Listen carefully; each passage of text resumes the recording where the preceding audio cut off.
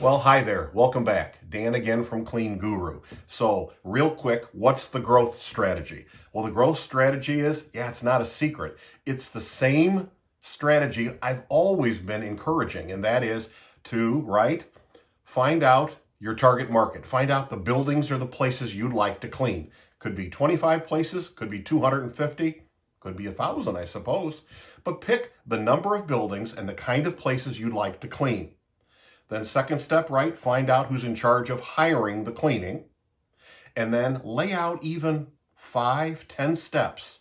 This is the hard part, but right, you're going to call them, find out who's in charge. You're going to email that person. You're going to stop by for a visit. You're going to send maybe a brochure. You're going to send maybe a marketing piece. Maybe you're going to stop by to give them a reference of somebody nearby that you clean. Sometimes it's making excuses to kind of make a call or an email or stop by. 5 or 10 steps that you can do.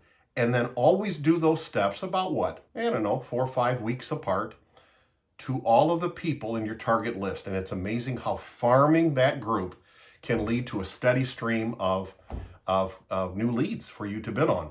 Now, why in the title did I say it's the best time is now for that strategy? Because it seems it's always the best time for that strategy. It seems like it's the best strategy no matter what.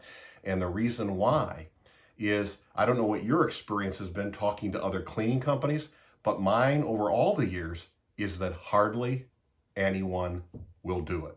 That's right. I mean, there are very few people that will take the time to get the list, find out who's in charge, and to lay out 5, 10 steps, and then to follow the steps.